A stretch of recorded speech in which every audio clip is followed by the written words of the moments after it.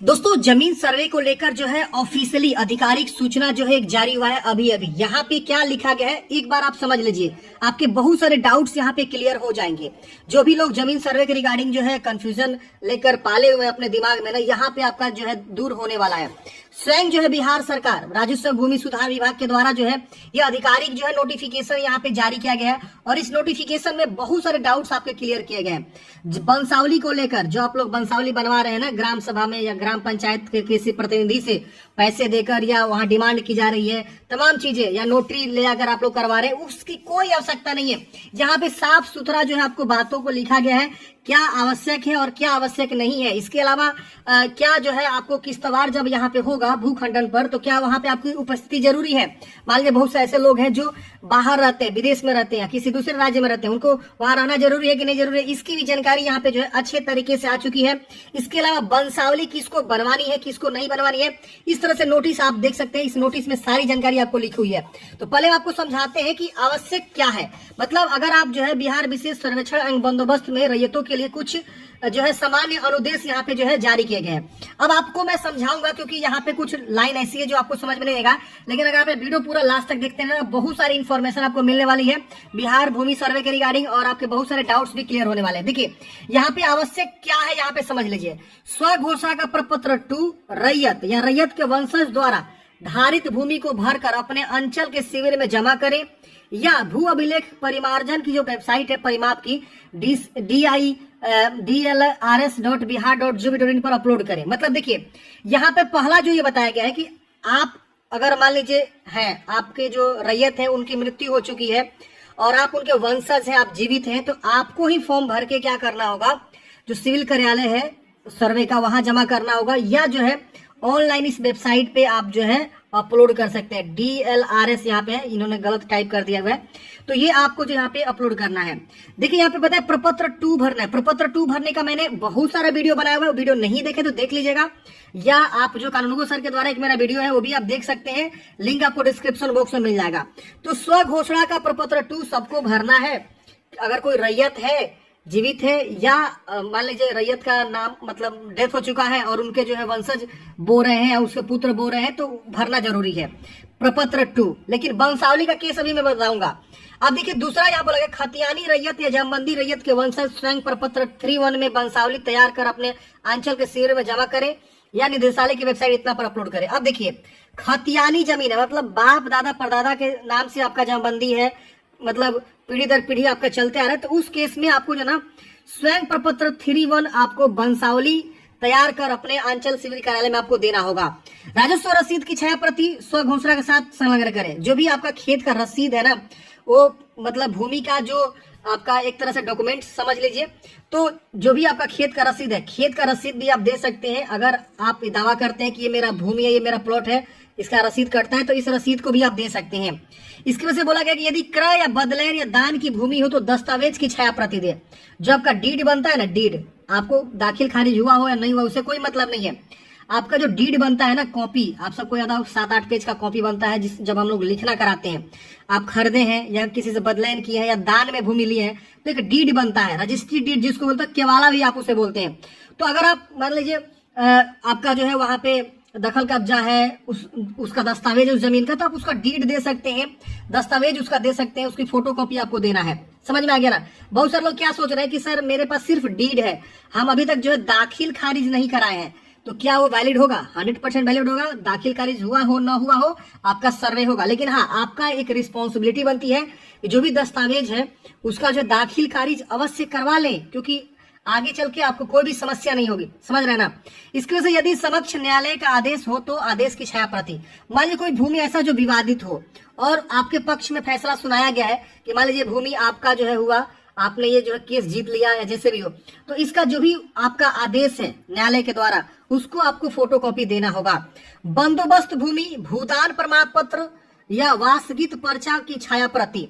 अब यहाँ पे क्या होता है, बहुत से बंदोबस्त प्रकार की भूमि होती है, या बहुत सारे लोगों को जो है भूदान मिलता है तो उसका प्रमाण पत्र जारी होता है, या वासगीत पर्चा भी आपको मिलता है। कभी कभी क्या होता है कि सरकार एक बार योजना चलाई थी 10 डिसमिल जमीन देने के लिए, जो भूमिहीन लोग हैं उनको 10 डिसमिल जमीन देने के लिए सरकार योजना चलाई थी। तो जब आपको वो मिला होगा तो आपको एक पर्चा भी बना होगा, सीओ के द्वारा पर्चा बनाया गया था, तो वो पर्चा भी आपके पास है तो लगा सकते हैं। तो ये सारे डॉक्यूमेंटेशन अलग अलग तरीके से बताया गया है। जमबंदी रैयत जीवित है तो केवल स्व घोषणा पर पत्र दूंगे, वंशावली नहीं।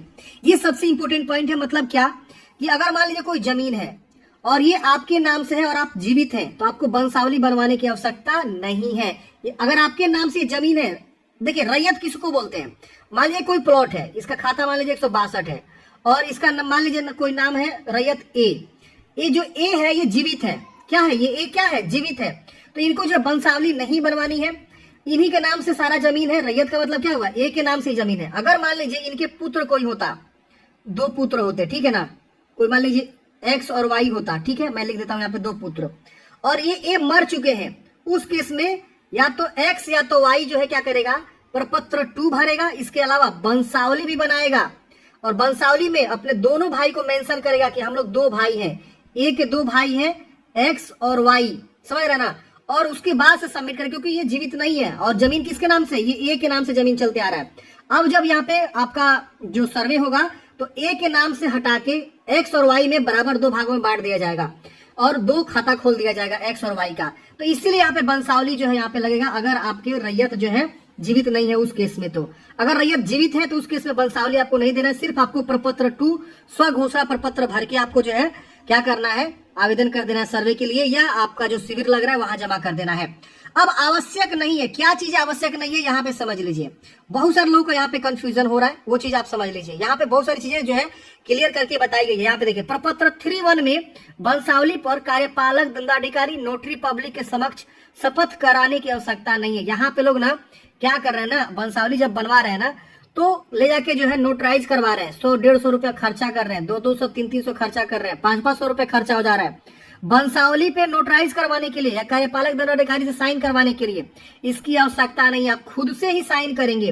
अब देखिए यहाँ पे प्रपत्र 3(1) में वंशावली पर संबंधित ग्राम पंचायत के प्रतिनिधि से हस्ताक्षरित करना आवश्यक नहीं है। जो आपके गांव के प्रतिनिधि होते हैं, ग्राम सचिव या पंचायत के जो भी सचिव होते हैं या सरपंच होते हैं या मुखिया होता है, उनसे कोई साइन वगैरह की जरूरत नहीं है। प्रपत्र 3(1) जो आपका है वंशावली जो आप लोग बना रहे हैं, इसकी कोई आवश्यकता नहीं है किसी से साइन कराने के लिए या नोटराइज कराने के लिए। झूठे आप लोग पैसा बर्बाद कर रहे हैं, समय बर्बाद कर रहे हैं। सारा चीज जो है आपको खुद स्वयं ही करनी है, समझ रहे हैं ना। किसी से आपको सिग्नेचर मोहर किसी का जो है कुछ करवाने की आवश्यकता नहीं है, खुद ही आपको स्वयं करना है, स्वयं ही होगा। और यहाँ पे अगला जो मैटर है वह खतियान में सच्ची प्रतिलिपि की आवश्यकता नहीं है। यहाँ पे जो खतियान आपका है, मान लीजिए दादा परदादा के नाम से जमीन चलते आ रहा है, आपके पास खतियान का ओरिजिनल डॉक्यूमेंट्स नहीं है ना, तो भी आपका यहाँ पे सर्वेक्षण हो सकता है। आपके पास अगर उसका फोटो कॉपी भी है ना, देखिए सच्ची प्रतिलिपि का मतलब ओरिजिनल, अगर इसका जब फोटो कॉपी भी आपको कहीं से मिल जाता है, कोई भाई दादा परदादा या कोई पटेदार में रखा हुआ है आपका जमीन का प्रतिलिपि, तो उससे आप जो है खतियानी से नकल निकलवा सकते हैं या कहीं डिस्ट्रिक्ट से जाके नकल निकलवा सकते हैं। ऑनलाइन मिल जाता है तो ऑनलाइन नकल निकलवा सकते हैं खतियान का, और वो आपका काम कर जाएगा। ओरिजिनल की आवश्यकता ही नहीं है, यहाँ पे साफ साफ यहाँ पे लिखा हुआ है ओरिजिनल की आवश्यकता नहीं है।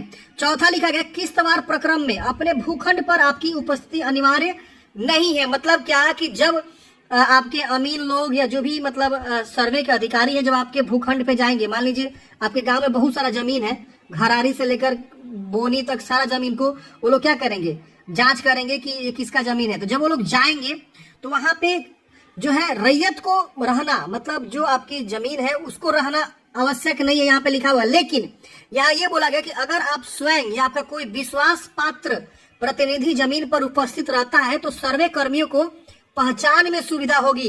तो मान लीजिए आप विदेश रहते हैं, आप आएंगे तो आपका बहुत ज्यादा नुकसान हो सकता है, समझ रहे ना, कंपनी चला रहे हैं या आने में दिक्कत हो रही है, छुट्टी नहीं मिल रहा है, तो उस केस में आप किसी अपने मतलब पड़ोस का या किसी हितई नतई के लोगों को, मामा का, फूफा को वहां बैठा दीजिए कि ये मेरा जमीन के बारे में जानकारी अच्छे से बता दीजिए उनको। और वो क्या करेंगे, जब आपका सर्वे स्टार्ट होगा, जब फिजिकल वेरिफिकेशन होगा, तो वहां जाके वो बताएंगे कि ये जो है जमीन ऐसा ऐसा है, ऐसा ऐसा है, उसका डॉक्यूमेंट्स वगैरह प्रोड्यूस करेंगे। तो अगर जो भी रैयत है अगर वो उपस्थित नहीं है ना जमीन पे जब सर्वे हो रहा है, तो कोई दिक्कत नहीं होने वाला। उसके जगह पे आप या तो आप रह जाइए या किसी दूसरे प्रतिनिधि को आप जो है उपस्थित करवा दीजिए, ताकि कर्मियों को जो है सुविधा हो, जो भी यहाँ पे भूमि सर्वे के लिए जाएंगे। पांचवा बोल रहा है कि राजस्व रसीद का अद्यतन या ऑनलाइन प्रति आवश्यक नहीं है। जैसे कि बहुत बार देखा जा रहा है कि लोग जो है ऑनलाइन लगातार रसीद काट रहे हैं। क्यों काट रहे हैं कि भाई मेरा सर्वे नहीं होगा अगर हम ऑनलाइन रसीद नहीं काटेंगे। तो भाई ऐसा कुछ नहीं है, आपका रसीद कटा हो या नहीं कटा हो, आपका पास पुराना ही रसीद है, कोई मान लीजिए 1990 में ही आपने रसीद कटवा के छोड़ दिया है, इधर कोई रसीद नहीं कटवाया, या 2005 का ही रसीद आपके पास पड़ा हुआ है, तो उसी से आपका काम हो जाएगा। ऑनलाइन अगर आप चढ़ा देते तो और अच्छी बात है, नहीं है तो इसी जो है रसीद से आपका काम चलने जाने वाला है। जो पुराना रसीद है वही रसीद आप सौंप दीजिए और उसके बाद से आपका जो है यहाँ पे हो जाएगा सारा काम। तो ये सारी चीजें फ्रेंड्स, आशा करता हूँ आपको बहुत सारी इन्फॉर्मेशन यहाँ पे समझ में आया होगा और बहुत सारे डाउट्स आपके क्लियर हुए होंगे। यहाँ पे बताया गया कि राजस्व भूमि सुधार विभाग द्वारा उपलब्ध कराई जा रही सेवाओं का लाभ लेने के लिए वेबसाइट इतना पर उपलब्ध लिंक नागरिक सेवाएं पर क्लिक करें तथा इन सेवाओं का लाभ लेने की प्रक्रिया की जानकारी, नागरिक सुविधाओं के बारे में जानकारी लिंक पर क्लिक करें। तो ये यहाँ पे जो है इन्फॉर्मेशन निकल कर आ रहा है। आई होप आप लोग जो है इस नोटिफिकेशन को अच्छे से समझे होंगे। अगर आप इसका स्नैपशॉट लेना चाहते हैं तो ले लीजिएगा, मैं अपने टेलीग्राम पे इसे डाल दूंगा, वहां से भी आप इसे डाउनलोड करके पढ़ सकते हैं इस पीडीएफ को और लोगों को जागरूक कर सकते हैं, लोगों को बता सकते हैं कि ये जो है आपका जो है नोटराइज से कोई भी आपको जमाबंदी वगैरह या जो भी है वो सब नहीं कराना है, साइन मोहर नहीं कराना है, आपको स्वयं ही सारी चीजों को देकर जो है क्या करना है, काम करना है। कहीं किसी से पैसे देने की आवश्यकता नहीं है, बिल्कुल फ्री ऑफ कॉस्ट में आपका सर्वे यहाँ पे हो रहा है। कोई डॉक्यूमेंट्स बनवाने में भी आपको पैसे वगैरह नहीं देना है, जो कि यहाँ पे आप देख सकते हैं ग्राम पंचायत के द्वारा या नोटरी पब्लिक के द्वारा पैसे लग रहे हैं बहुत सारी चीजों को लेकर, जैसे वंशावली बनाने को लेकर या फॉर्म साइन वगैरह कराने को लेकर। तो सब कुछ नहीं है, बिल्कुल स्वयं ही करना है, खुद से ही आपको सारा चीज फॉर्म भरना है और खुद से ही साइन मोहर करके अपने ही साइन करके और जमा करना है। तो आशा करता हूँ सारी इन्फॉर्मेशन समझ में आएगी। मैंने जो है लगातार कई सारे वीडियो बनाए हुए भूमि सर्वे को लेकर, जैसे फॉर्म कैसे भरना है ऑनलाइन, इसके अलावा जो है प्रपत्र 2 कैसे भरना है, 3-1 कैसे भरना है, इसके अलावा और जो भी डाउट्स है, मैंने 2 इंटरव्यू भी लिया है 2 ऑफिसर्स के, वो आप देख सकते हैं। आपको जो है क्या करना है, यूट्यूब पे जाना है, वहाँ प्लेलिस्ट मिलेगा, प्लेलिस्ट पे जाएंगे, भूमि सर्वे ऑल वीडियो आपको मिलेगा प्लेलिस्ट, वहां पे क्लिक करके सारे वीडियोस को देख सकते हैं, आपके सारे डाउट्स जो क्लियर हो जाएंगे। मिलते हैं फ्रेंड्स किसी नेक्स्ट वीडियो में। जय हिंद, आपका दिन शुभ।